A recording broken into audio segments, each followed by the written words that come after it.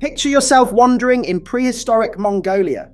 Towering plant eaters graze across the vast plains. Suddenly a shadow appears. The ground shakes under the weight of a predator larger than a polar bear. With a single bite, it crushes bone and ends the hunt within seconds. That fearsome predator was Sarkastodon. But how can scientists tell its full story from nothing more than fragments of a skull? Together, we'll uncover how this ancient mystery was solved and why debates about Sarkastodon still continue today.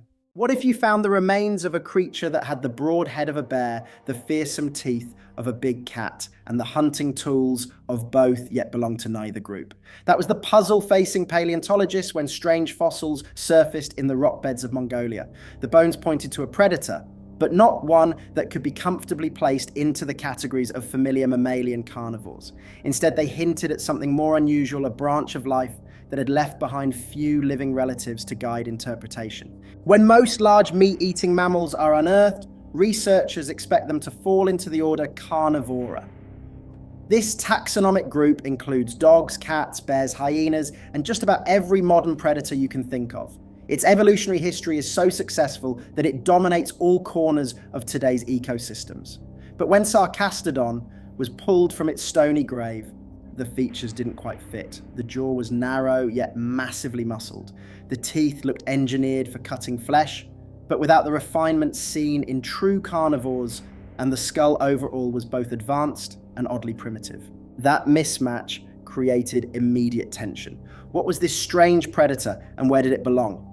The first significant finds consisted of a giant skull and a set of formidable jaws. From these few fragments, paleontologists already recognized an animal unlike anything alive today. The name chosen captured both geography and ferocity. Sarkastodon mongoliensis, meaning flesh-tearing tooth of Mongolia. Even without the body to match, the predator's identity seemed sealed in its very name. Closer examination gave scientists their answer. The bones revealed an affiliation not with carnivora, but with an entirely different and now extinct order called Creodonta. This group thrived after the extinction of the non-avian dinosaurs and for millions of years produced some of the planet's dominant predators. Creodonts represented a parallel pathway of evolution, forming lineages that filled many of the same roles as today's carnivores, yet developed out of a separate ancestry. Their teeth, jaws, and skull architecture carried distinct patterns, preserving a record of a rival movement in mammalian history. Recognizing Sarkastodon as a creodont changed the story. Instead of being a forerunner to lions or bears, it was more like an evolutionary competitor playing the same game. Creodonts did not lead to today's carnivores, they stood beside them, battling for dominance in ecosystems where only one major predator order could prevail. The classification marked Sarkastodon not as a missing link, but as a top fighter for a team that eventually disappeared. In the bigger picture, those fragments confirmed the predator's position as one of the champions of an evolutionary lineage that has since gone silent. It was a ghost in the fossil record, representing a proud order that ruled for tens of millions of years before surrendering its throne. To understand why Sarkastodon was one of the giants of its world, though you have to look more closely at the lethal tools stored inside its skull. How can just a skull reveal the story of an animal's strength and diet? That question has driven the study of Sarkastodon for more than a century, because while its skeleton never surfaced, its head alone carried enough information to suggest an animal of extraordinary power. Measuring more than 1/2 meter in length, the skull indicated a predator whose bite could be placed in the same league as today's largest carnivores. Its broad jaws and the size of its teeth were beyond anything seen in most other Eocene mammals, and that immediately told scientists that this was no mid-sized hunter, but something at the very top of its food web. The absence of a body meant guesses about total size stretched from large dog to polar bear proportions. Without confirmed postcranial bones, researchers had to scale from the skull itself. That range may seem absurd, but it reflects the limitations of reconstructing body shape from only a cranium. If the creature had the short, thick proportions of a bear, it might have been massive and heavy. If it were built more like a big cat, the same head could have sat on a lighter, more agile body.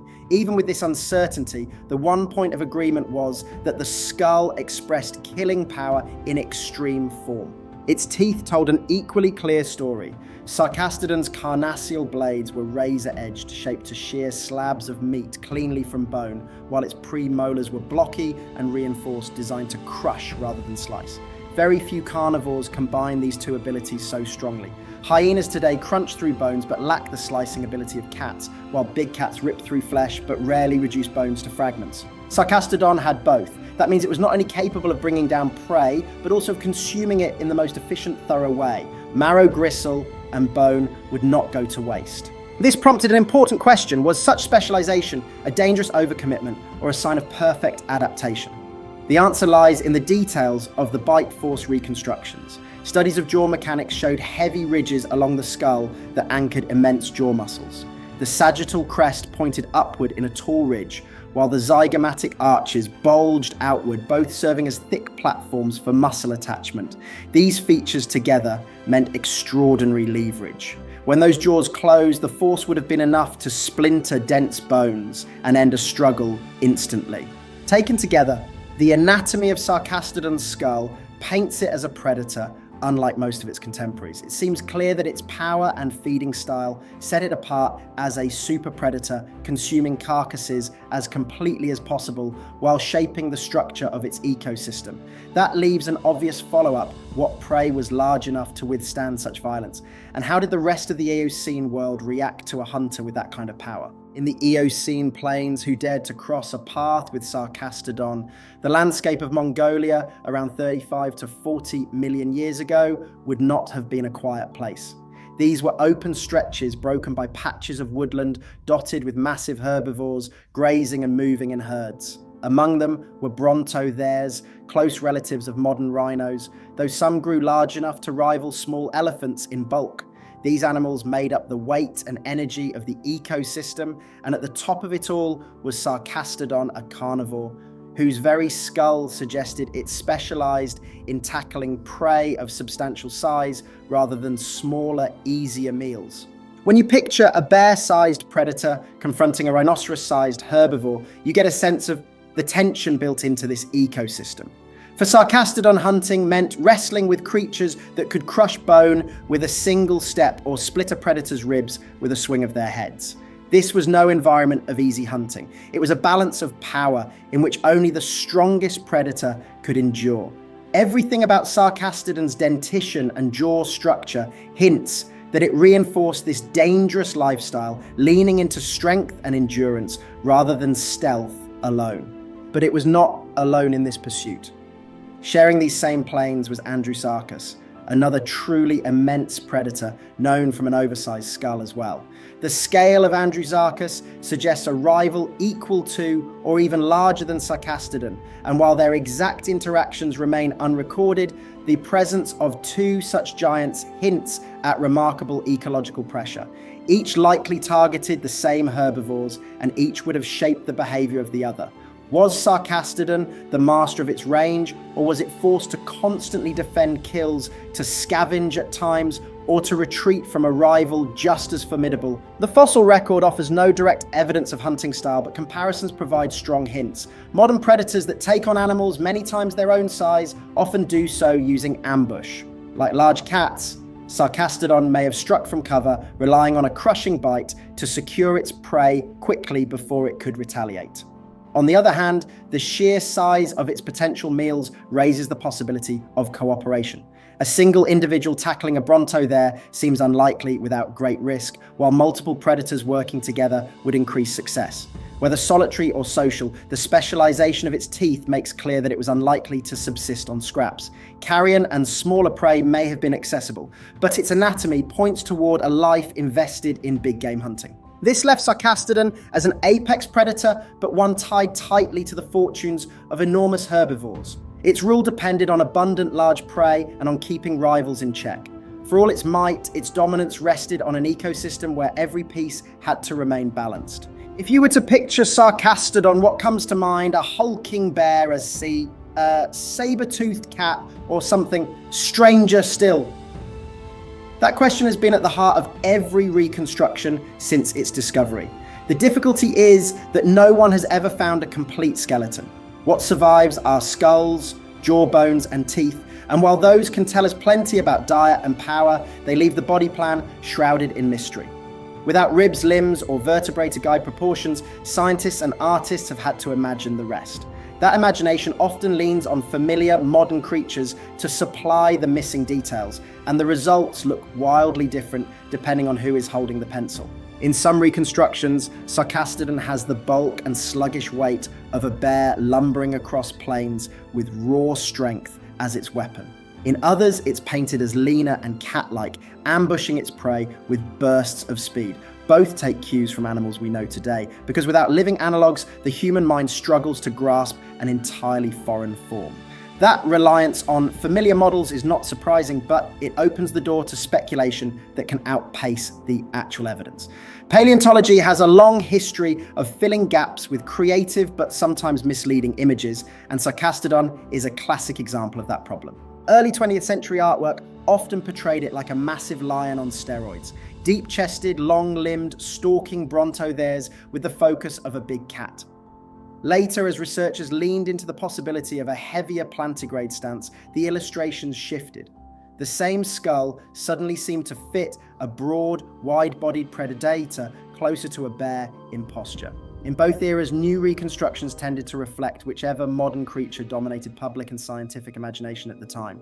The fossil itself had not changed, but the lens through which people viewed it had shifted dramatically. Behavior, too, has invited speculation without much direct evidence. Was Sarkastodon a solitary hunter lurking in cover and striking alone like a tiger? Or did it confront prey in groups cooperating in a way that made it more efficient against enormous herbivores? The skull cannot answer this. The sediment layers do not preserve pack structure or hunting strategy. As a result, debates about its lifestyle rely on analogies alone, and those analogies may or may not apply to a lineage like the creodonts, which developed along a path wholly separate from cats and bears. That raises a deeper issue: how much of what we see when we imagine Sarkastodon is grounded in science, and how much is generated by culture and myth. The firm truth is that only its skull is known. Everything beyond that, its limbs, its coat, its behavior, remains cautious inference. And although this leaves us with more questions than answers, that very mystery is what makes Sarkastodon so enduring. It survives not only in the fossil record, but also as an image that constantly reshapes itself in our imagination. How does a predator so powerful vanish from history forever? Sarkastodon stood at the height of dominance during the Middle Eocene. It was immense, strong, and specialized to deal with prey that towered over most other mammals. To imagine its place is to picture a hunter unmatched, feeding on massive herbivores and projecting control across the open plains. For millions of years, it seemed as if nothing could challenge its power. Yet the very traits that made it so formidable were the same that ensured its downfall when the environment changed. Sarkastodon's life depended on the presence of huge herbivores. Creatures like brontotheres provided it with the energy it needed to sustain such bulk, but this dependence tied its survival directly to theirs.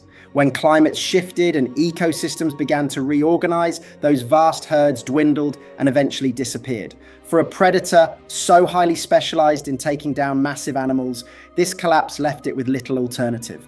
Unlike adaptable carnivores that could switch diets or pursue different prey, Sarkastodon was locked into a narrow role, an apex hunter over giant mammals. When those mammals fell, so too did its chance at long-term survival.